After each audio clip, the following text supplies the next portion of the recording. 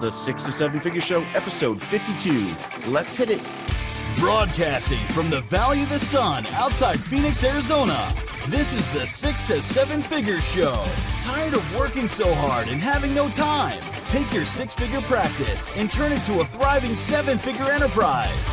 And now, your host, author, speaker, mentor, and strategist, Frank Bria. Hey everyone, welcome to the 6 to 7 Figure Show. I'm your host, Frank Bria, and today I am joined by the absolutely lovely Angelique Rewers, who is the CEO and founder of The Corporate Agent. She's been called the undisputed champion at helping small businesses land big clients by Inc. magazine. And she's successfully navigated all sides of the corporate buying table for over 2 decades, and we'll kind of get into that background. It's a fascinating one. Angelique and her team have taught more than 4,500 consultants, coaches, experts, and other entrepreneurs across 72 countries how to secure 5, 6, and even 7-figure corporate contracts. Angelique was named Enterprising Women of the Year by Enterprising Women magazine, has been featured at Huffington Post, Forbes, Lucky, Washington Post, Entrepreneur, CBS, and tons more. She has shared the stage with Hollywood Steve Harvey, Shark Tank's Daymond, marketing guru Seth Godin, and NFL Super Bowl champ Jamal Lewis.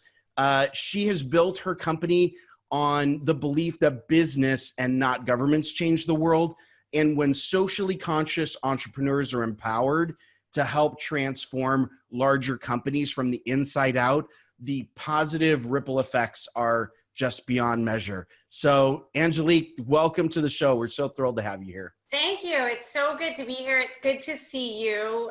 We believe so much in the work that you do, so it's always great when we can connect with someone who's doing the same type of work that we're doing in terms of empowering these experts out there to really make a difference. Absolutely. And one of the things that I really love about the work you're doing, Angelique, and we want to talk about this specifically, is you're kind of opening up this angle that I think a lot of small business owners would never have thought they could sort of cross this threshold of selling into corporates.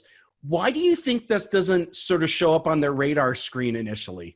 You know, one is a lot of myths that get, just repeated out there. You know, this idea of, oh, it takes so long to get an opportunity with corporate, and you've got to be this big company with all this scale. And there's just a lot of myths and misconceptions on one side. And then I think the other side is because it does seem intimidating when you think about it. You're thinking, oh my gosh, these are big brands. They have all this money. They have all this power. They have all these people that work for them. What could I possibly, bring into this organization? Why would they ever work with me? And they must already have people that they're working with. So there's this whole story that people start to tell themselves about it. And it's sad because, they miss out on all this opportunity to have impact in the world. Well, and I was going to say the opportunity of working with some of these larger corporations and getting in and doing some big work that I think people underestimate the potential. I've heard you talk about this where people kind of go from this, they're charging $100, working with small businesses, and suddenly when they're in corporates, these are $150,000 contracts in some cases. My gosh, it's complete. I mean, so first of all, you've got like this massive amount of money that's out there. You've got $12.7 billion being spent on coaching. You have about $256 billion being spent on consulting. You have $364 billion being spent on employee training programs, right? So just crazy amounts of money. And that doesn't even get into like the products they're buying at like $12 trillion. So yeah. We're talking just crazy amounts of money. That's number one. And then number two is once you get into it, you realize that, like, in fact, I just interviewed one of my clients today on this very thing. So I'll use this exact thing. She just finished a year in one of our programs, and She said, Angelique, when I first came to you, I said that I had this program that I wanted to use to empower women because, you know, women's voices aren't being heard inside of organizations. They don't have a seat at the table. They're leaving organizations. And I want to sell this program and I want to get, you know, 100 women into this program or whatever. And I'm like, why are you going to do it that way? To get 100 women into that program on your own, you're going to need to build a list of thousands of people. You're going to have to create what we call the Willy Wonka mobile of online marketing, you know, because you need a million Oompa Loompas. You need all these Oompa Loompas, and you've got all these gears on there, and they're putting in the double bubble cola in the back. And then when you finally open her up, it goes 1 mile an hour and foam goes everywhere. And you're like, what the hell? You know? And so, so I'm like, don't do that. Take your program into these companies, let them pay you for the program and put 100 people inside each company, you know, into your program. She just took her company to mid 6 figures. So like right in that mid, like, you know, not quite, you know, right between $1 million and zero, right? Like, you know, close to that $500,000-$600,000 place. And she did it rapidly because she sold major brands on her program. Yeah. And then they're putting all their people in there, and it's a lot less work and headache. And it's, you know, she's getting her work into the world in a big, big way. So, you know, for me, I just think people really overlook this. And it doesn't even have to be the big brands, Frank. I mean, every day you're running your errands in your backyard and you're driving past companies with 100 people here and 200 people there. Right. And, you know, they need experts like you too. Yeah, it's true. We tend to forget that, you know, the real world, you know, we get stuck in the internet world. Yeah. I love your analogies. And I still, to this day, like credit you when I talk about the internet marketing blender, because you coined that term. And I remember one of the events that you were at, you talked about that. Yeah, it's crazy. But we sort of are in this insulated bubble of what we think business is. And it's true. You like rent, you know, there's a construction company down the road that has like 400 employees or whatever. And we're not thinking about what we can do for those. Another thing that you've mentioned before, I'd love for you to chat a little bit about, is that some of these corporations, especially some of the larger ones, have actually set aside money for small business engagements. Talk to us a little bit about that. What's that all about? It's big. So, you know, and in fact, I just got back from presenting at a conference with AT&T, and in a few weeks I'm presenting with AT&T and Time Warner at another conference, because, you know, these companies are out there speaking to small business owners, and, you know, because the work I do, I've kind of showed up on their radar, and so it's kind of talking from both sides of the table, which is always really fun. And the thing is that these big companies want to work with small business owners for a few reasons. Number one, we're really good for business. Like, we're really good for business. We have a client right now who's working with all the major, you know, tech companies, social media companies out there, small company, and they are just getting in there with those teams, bringing them insights that, you know, frankly, the other big companies are just not capable of having on the same level. Fast, nimble, responsive, good for the bottom dollar because we have way lower overhead. You know, I mean, think about Accenture's overhead or IBM Global Services overhead versus, you know, a small, you know, 3-person, 5-person team. So, you know, we're really good for business. And then also there is this, I don't know if you saw this or not, Frank, but essentially one of the most powerful lobbying organizations from like the corporate space just came back out and said, you know what, companies can't be all about the bottom line. It isn't shareholder first. We have to completely look at our impact on society first.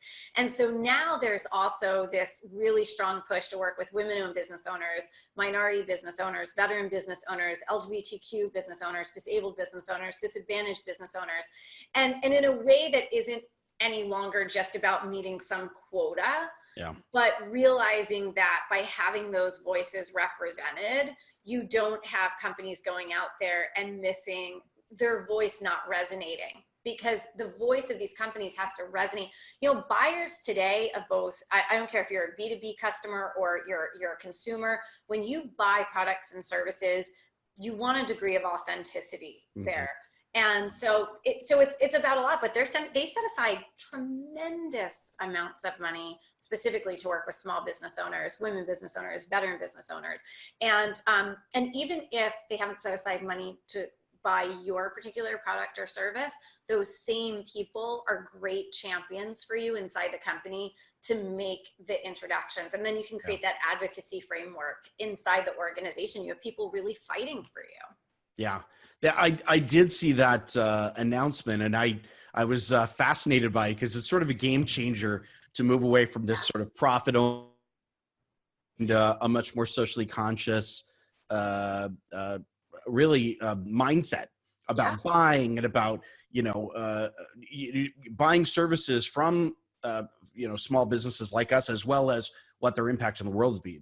That's going to be I think that's going to be a game changer.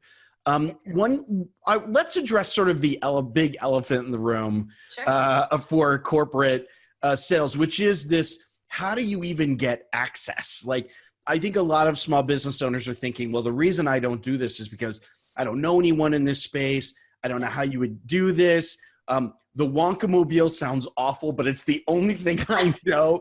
So how do you break through that and crack into some of these larger corporations? Yeah. So the first thing we say to people is, look, if you want to sell to organizations, you're going to have to solve a problem for them, right? Like you're going to have to say, what problem am I solving? And they only have 4 kinds of problems. They have people problems, process problems, product problems, and profit problems, right? So you got people, process, product, and profit, and they all lead to the next one. So like the people create the process problems, then the processes create bad products, whether that's a service or a product. Right. And then that of course leads that. So you've got to figure out, like, where am I going? But then from there, you have 3 riddles that you have to solve. And you should write these down, but you have 3 riddles. You have to ask yourself, number 1, how am I going to have enough right decision makers to talk to? Because they're not buying your info product off your website. So you're going to have conversations with these people.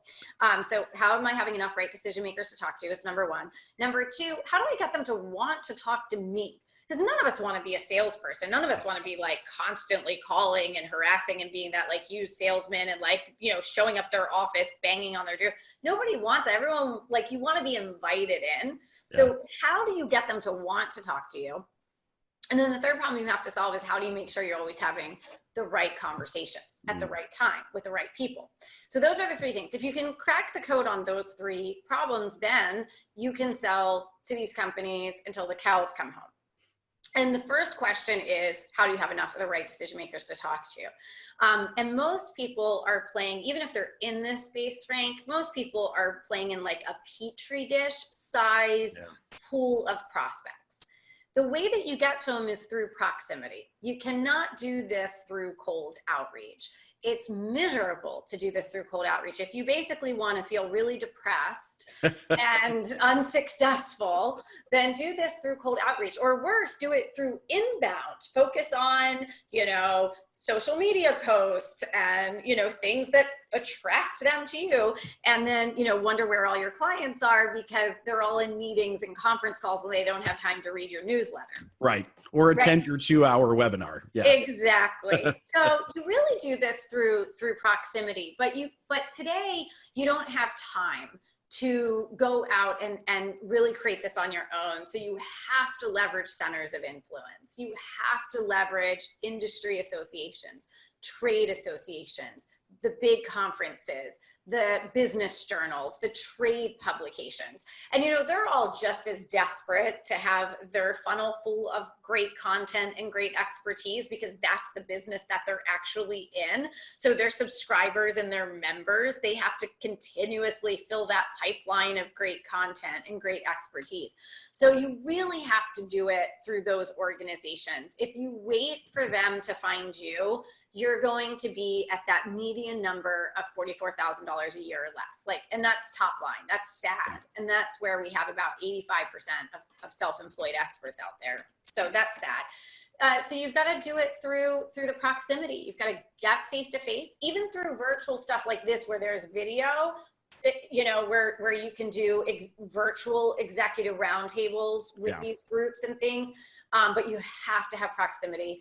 And then you also can leverage strategic introductions. I think, Frank, people just, oh my gosh, the missed opportunity of not thinking about who they know to get just a one-off introduction to the right person is just a huge missed opportunity. Yeah. It's funny that you mentioned that, because there's so much discussion of LinkedIn, right? And how to leverage LinkedIn. And do you do these automated outreach messages? And are you connecting with a million people? And people forget that when LinkedIn started, the big feature was that you could find somebody else and see if you were connected to them. It's like we've forgotten that function. The linked part in the LinkedIn, right? Exactly. But it's something else though that you say about the LinkedIn thing, because I get into this discussion and I want to say this because I have a lot of friends who are in that LinkedIn space where that's the service they sell. Yeah. And I think there's a time and a place for some of those strategies. I do. Sure. There's always a time and place for every strategy. And I mean no disrespect to those individuals. But the thing that I wish that experts would understand about their marketing choices that they use is that if you kind of can picture yourself doing this awesome, amazing engagement with a client. I mean, we have a client who just got that as part of her work with a really innovative company, a company that was so innovative. They were just on the cover of a major magazine. They brought her in to this executive retreat that they paid her for, that she got to create from scratch because she's just wants to unleash, collaboration and bigger thinking, the stuff that, she just makes her heart just, beat fat, every day. And it was in Alaska. She got to go to Alaska and she got to, go on fishing trips with them. And it is all paid in addition to her professional fees. I mean, it was a trip of a lifetime. And so I think about an engagement like that, right? Where this is a dream engagement and a dream client, everything was exactly how she would want it. You have to remember that awesome project started way back. If you follow the breadcrumb trail, all the way back to the very first moment that she connected with that organization and how that first interaction went, and then how she got to a conversation with them, and then how she shaped that conversation and how she shaped what her journey with this client was going to look like, and how it started with a gateway and then grew and grew and grew. That's all connective tissue. It's the ankle bone is connected to the knee bone is connected to the elbow. It's all one journey. Right. And the problem with a lot of those LinkedIn strategies and things like that is if that's your starting point, you actually don't end up with some of those dream opportunities because the first point of contact from that first cold generic outreach put you on a different trajectory with that client. And it's very hard to recover from that. Yeah. And that's kind of a big concept to understand, but it's just so important strategically to think about what you're doing in your business. Well, it's transactional. It feels very transactional rather than relationship oriented. On that point, one last thing is, because I do want to pivot to talk about how you're working with folks, but so much especially in the internet marketing space, so much of this conversation about it's a numbers game. And I feel like in the corporate marketing space, that just isn't a good strategy. It really does have to be about targeted, intentional, relationship-oriented conversations. Yeah. Seth Godin said something recently. I spoke at an event and he spoke at an event, and I really appreciated what he said. And he was talking about how the world is really moving to these micro communities, just because of the way that we can filter out so much of the information and where we spend our time, and everything is getting so specialized to our interests and our needs because of data and AI and everything else. And he's like, look, and we've been saying this for a long time. We just didn't kind of say it through the same lens he's looking at it. But, when you go into the corporate space, there's too much opportunity. I mean, I listed off almost $700 billion in opportunity that's out there, right? So there's too much opportunity. So it's not a numbers game. It's not about throwing spaghetti at the wall and hoping hoping something sticks. It's about choosing a pond to play in and then go own that freaking pond. Like, go own the pond. So be strategic, decide this is where I'm going to play, go play where no one else is playing. And I'm not talking about blue ocean, because that's a terrible idea for getting started and working in corporate. You want purple ocean, not blue ocean. Yeah. But, go where no one else is and own that pond and be very intentional in those relationships. And, when we have a client, like one of our clients, I know you talk about the 6 to 7 figure thing. We have a client who, basically in about 13 months went from in the $100,000 a year, it was like 140, something like that a year, to $900 and some $1,000 in 1 year, and did not kill herself doing that. Yeah. And did not spend half of that on Facebook ads, I might add. So it wasn't like she spent $800,000 on Facebook ads to make $900,000. And I'm only saying that slightly sarcastically. No. I've already made that joke several times myself. Okay, so I'm like, what are you doing? There's a whole bunch of Facebook ad experts who have blocked me now for that. Oh, no. And listen, I love my Facebook experts, but I just think you have to be realistic about it, Totally.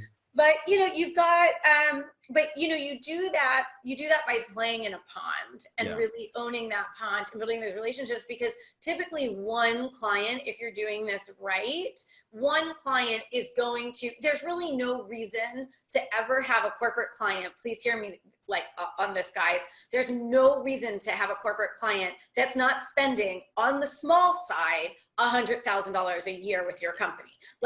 What are you doing if you have a B2B client that's not spending $100,000 a year with you? And think about it, you have 5 of those, that's $500,000. You have 10 of those, you're at $1 million, and it's so doable.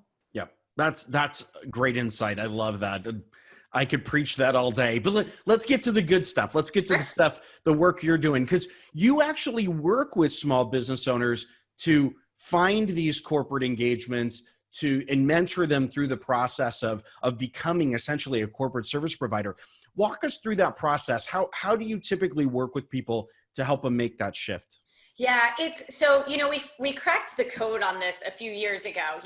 In my first years of doing it, every year we'd have like a 1-year mastermind. We kind of used some of the models that were out there, and something felt a little off to us in that model. So a few years ago, we really changed the way we work with small business owners, and it just made all the difference in the world for them. So the first thing we did here was say to ourselves, there is a big difference between training and strategy. And training is great on demand, and it's great continuous, and it's foundational, and everybody has to have the same training on certain things to sell to corporate. And it's not just that superficial level. I mean, it's got to go into those 10-degree shifts that go from checking a box to speaking at an event to going to an event and coming out with $500,000 in business, those kinds of things. So we created a training program called Velocity, and it's a lifetime program. And the reason we did that is because this is not a short game. When you can win clients very quickly, actually, but ultimately, you want to have these clients for years. If you land GE, you want them working with you for a decade, right? Absolutely. So we wanted a lifetime program to do that. So we separated that out. We created an online training program called Velocity, where we have Q&A calls and things like that. But it's got this amazing, we call it the Velocity Vault, with all the trainings and the templates and that foundational stuff. And then people come into that, and then they can stay in that as their business grows, and as we update and add new content in our virtual intensives and all that. And that really takes care of the training and the foundational piece. And then separately from that, Frank, what we did is we said, the selling to the corporate, you can't have a pat answer. If somebody asks you a question and they've got a big opportunity in front of them, they really need some deep support. So we created cohorts. And so we have platinum cohorts and an elite cohort. And then those are really small. So I only work personally with 8 business owners a year, 8. Because my clients at that level, I'm helping them, with deals that, one of our clients recently landed a multi-7-figure engagement. It's going to be over multi-years, multiple continents. I mean, I was on a Saturday going through this, proposal with her and doing 20 pages of math on things with her. You know, like that's like, I can't do that for 200 people. No, definitely not. So I work with my elite groups, and then Phil, who's my EVP, he works with our platinum groups, which are people who are really trying to go from like getting to six figures or to that $500,000 mark. And then when they're at a $500,000 mark, they can come, you know, work with me, or we do private, you know, strategy work. But we really separated out, like, this is the strategy versus like, this is all your how-to stuff that you need access to. And so that's really how we broke it up. And it's been phenomenal for people because they know they're never leaving our community. And that's the other piece of it that I think is so important. When you're selling in the B2B space, as big as it is, it's actually really small in a way. And so our community, they bench for one another all the time. So, you know, one of our clients just landed this amazing global opportunity, and she went right into our community and was like, I need experts in these 5 areas. And she pulled them off the bench and put them in her game. And so that's such a game-changing strategy that I think a lot of business owners haven't even thought about. And I've heard you talk about it before, and it's like, I think for so many people to be able to walk in and think about, okay, well, the business that I wanted to work with has to solve problems I don't know how to solve. And before thinking about that strategy, they probably would have walked away from the deal and just said, that's not me. That's not us. You know, we're too small. You know, because there's that intimidation factor of, I don't have that. And then it's like, how am I going to find it? Because that's time consuming, right? Like, that's a time consuming thing.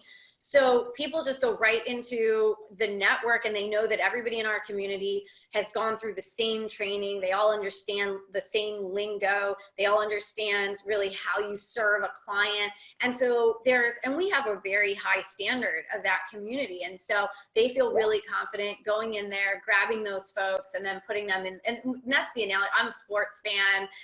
So I think about, you know, the basketball team that has the second string on the bench, and then you're pulling them into the game when you need them. That is, and that's how people are also able to open doors, get strategic introductions.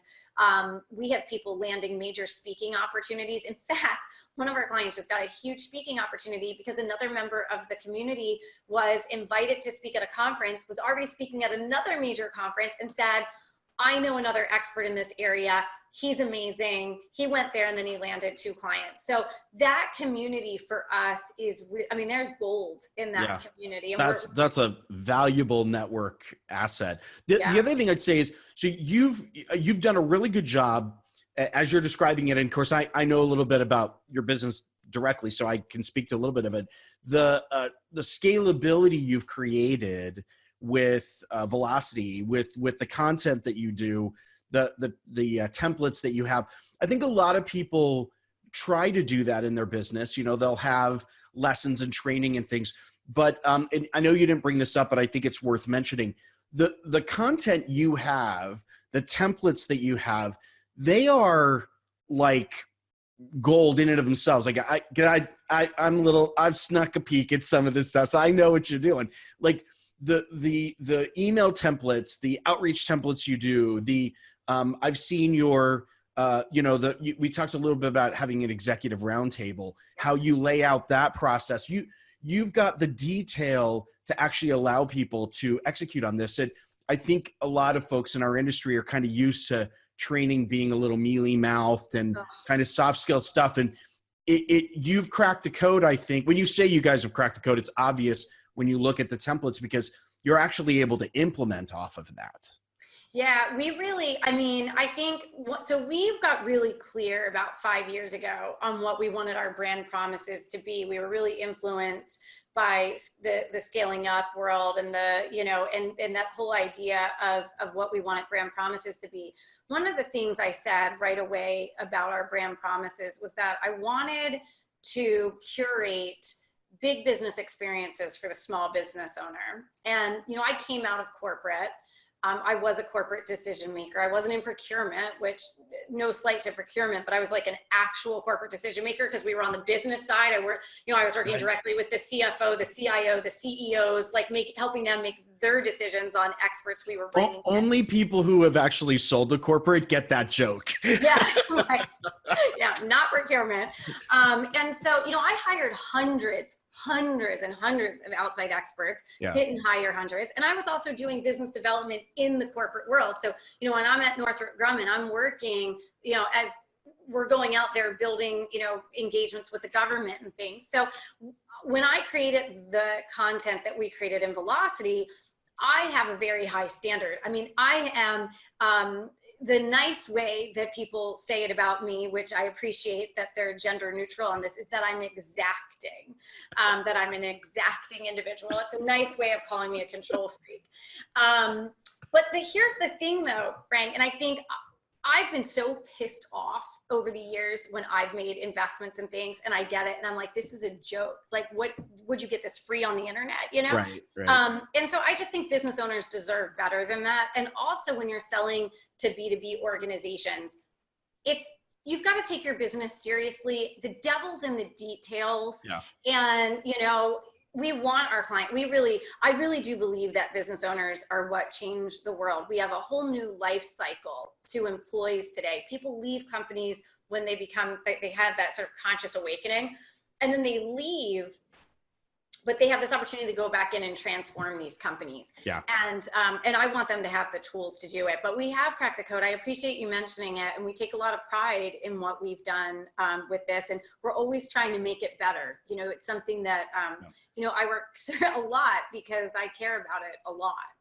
Well, I never would have used the phrase exacting to describe you, but I will testify that you have a very high bar for quality. I remember an event you did out in Scottsdale a couple of years ago.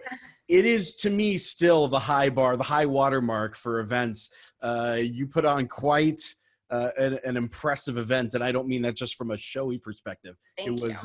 It was very well executed. So I know, and again, you and I know each other, but we've kind of looked at the content you've got, and you have the specifics out there. And I think that's a really good lesson for anyone who's listening to this as they're putting their own stuff together, is that the bar is kind of high for putting your own program content together.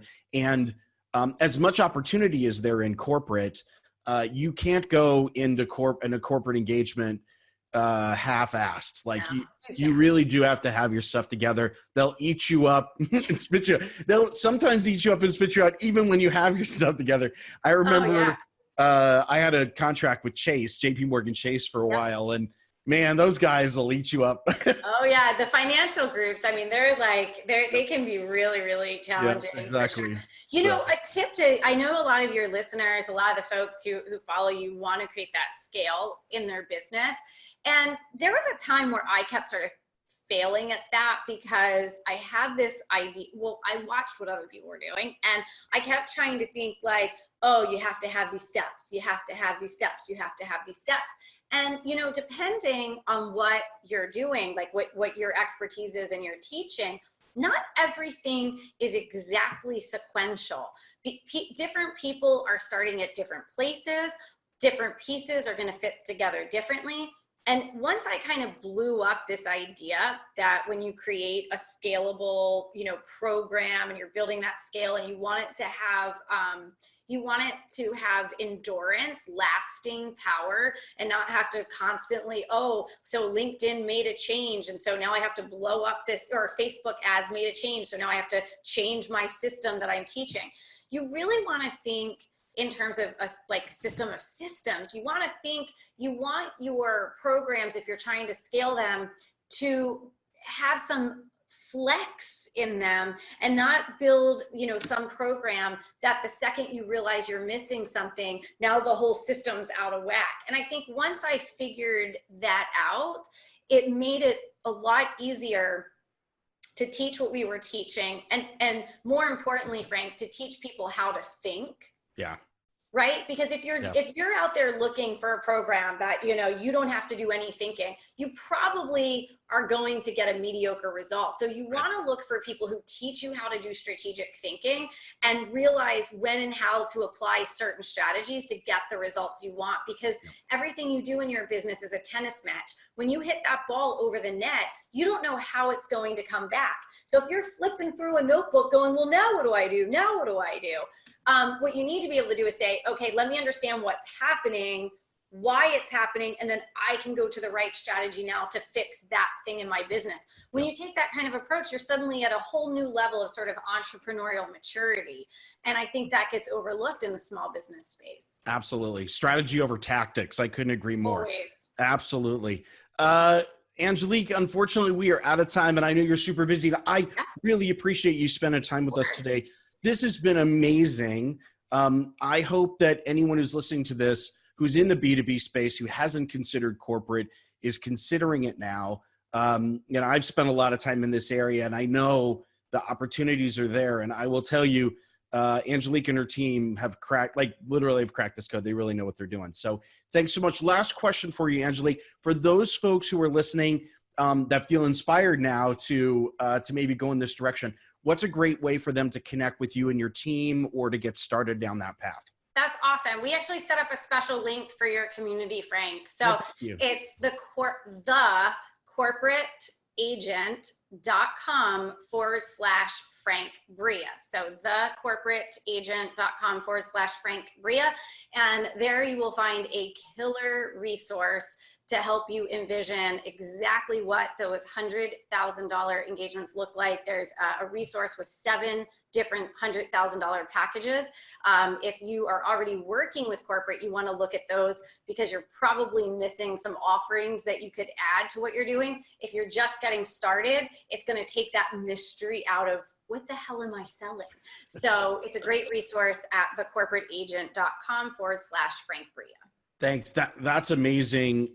We've got that link here below the video if you're on YouTube, on the show notes page. If you're out and about listening to this, come on back to the show notes page. Click right on through to that.